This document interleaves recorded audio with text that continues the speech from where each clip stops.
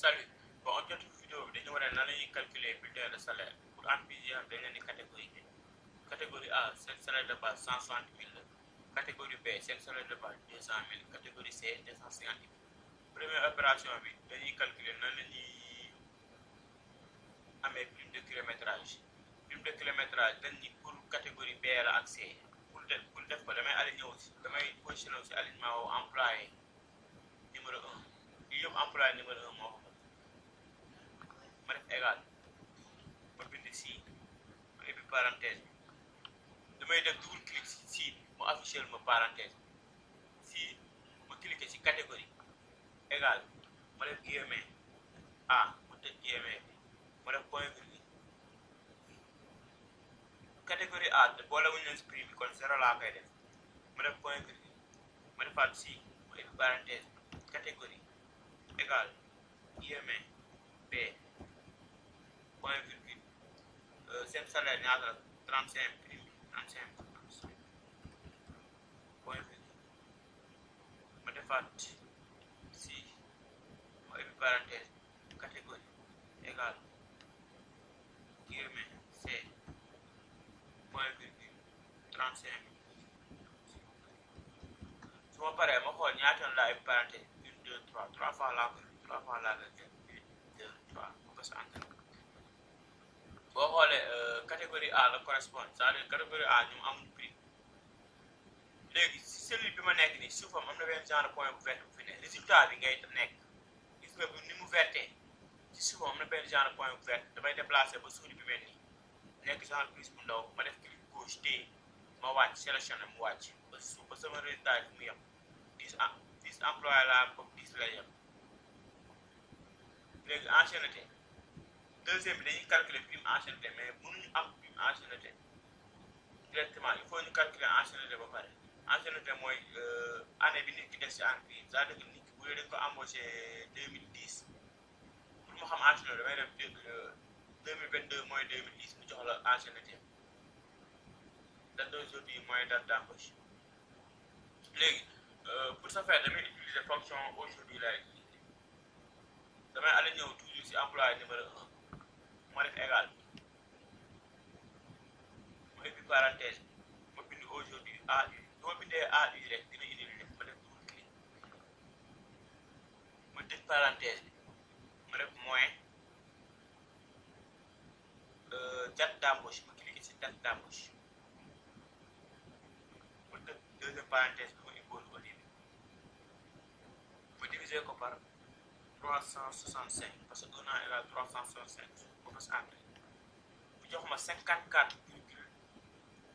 53 000 bon 54 virgule et poussière la may jox léegi pour ma dindi lii nii damay dem si suuf mooy si ancienneté si kawam am na fu ñu def nombre ma cliquer ma dem jëli nombre ma def ko nombre mu jox ma fii boo leen xoolee fii exemple def am na 54 virgule 54 ma cliquer suuf mu dindi partie décimale bi ba nekk 0 su ma neexee def mun naa ko effacer def ko directement 0 ba bës ok ma dem ci outil de recoupé incrémenté ma wàcc mu jox ma ancienneté léegi am naa ancienneté mun naa calculer prime d'ancienneté dañuy prime d'ancienneté supérieure à 15 ans valeur bi mi ngi toll si 25 000 damay def égal ma def si ma def double clic si ancienneté ma cliquer si ancienneté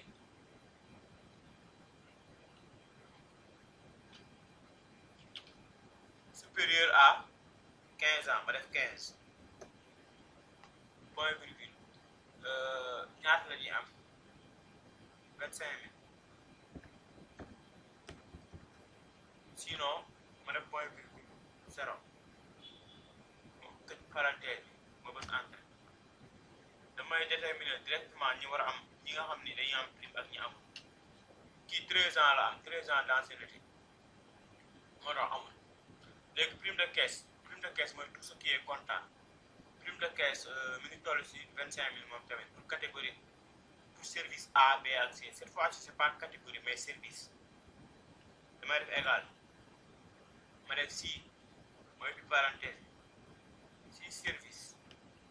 égal ma def guillemets def comptant dama koy bindee comme ni ma ko bindee ci tableau bi c'est ma tëj guillemets point virgule ñaata la 25 000 ma defal leen 25 000 point virgule sinon 0 ma pare ma tëj parenthèse ma bës entrée comptant service comptant kese catégorie A B ak C service comptant kese nee na prime de caisse ñeneen ñi duñu am léegi salaire brut mu ngi nii nee nañu salaire brut égal salaire de base plus prime damay def égal léegi salaire brut mënuma ko calculer directement fi tam il faut mu utiliser fonction si parce que salaire bi dafa day différer en fonction ci catégorie si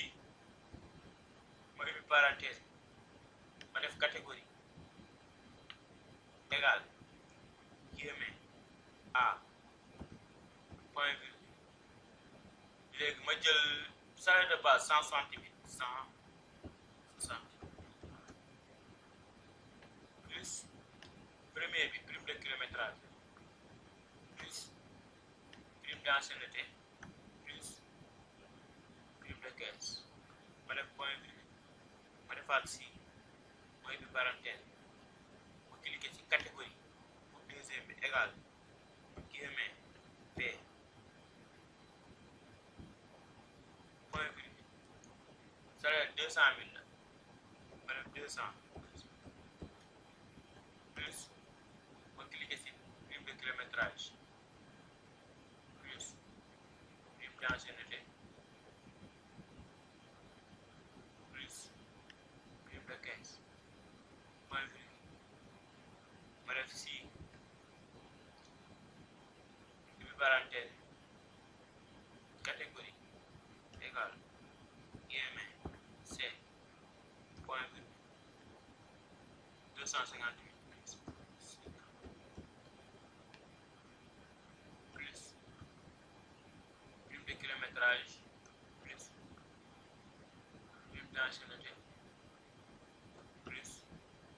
prime de caisse su ma paree ma xool ñaata laa ay parenthèse moom laa koy tëj 1 2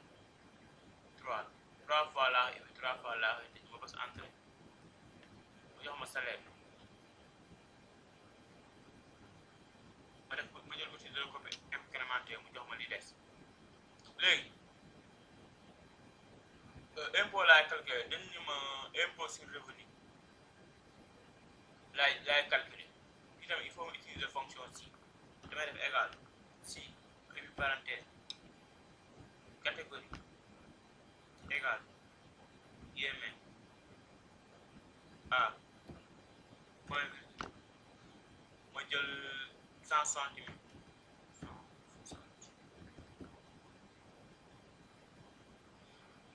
multiplié par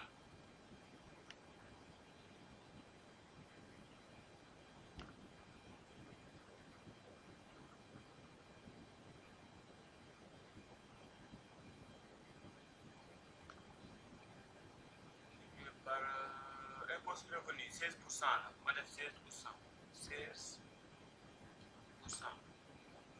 point virgule ma defaat si et parenthèse ma cliquer ci catégorie égal guillemets B point virgule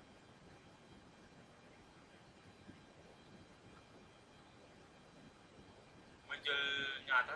160 000 bi catégorie B 200 000 ma def 200 000 multiplié par ñaata 16% 16%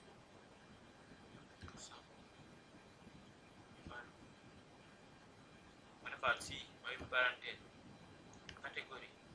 égal guillemets C point virgule 250 000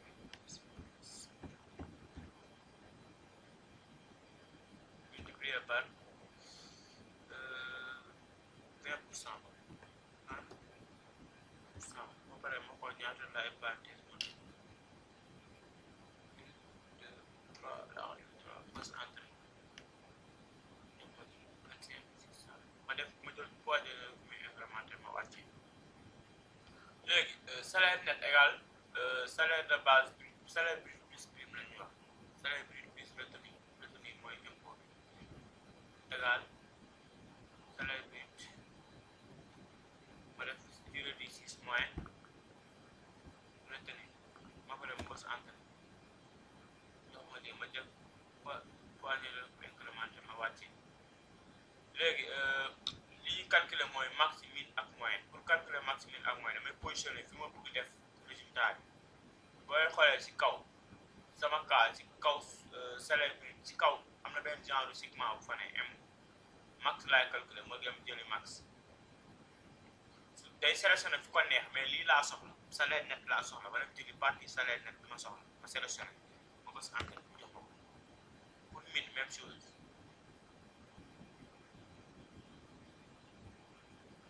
ma dem sélectionné ma bës entrée mu jox ma ko maintenant pour moyenne su ma neexee mën naa def égal ma dem jëli fonction moyenne damay def m début moyenne rek laay bës mu jox ma ko ma def double clic léegi ma cliquer ci première valeur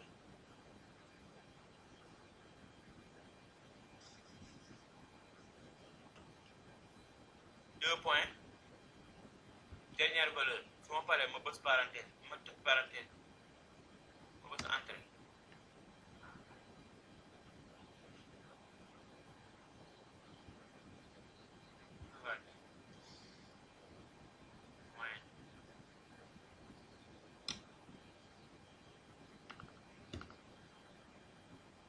c'est la même chose même valeur la ma jox c'était juste pour wane beneen cas. Maintenant merci de votre compréhension.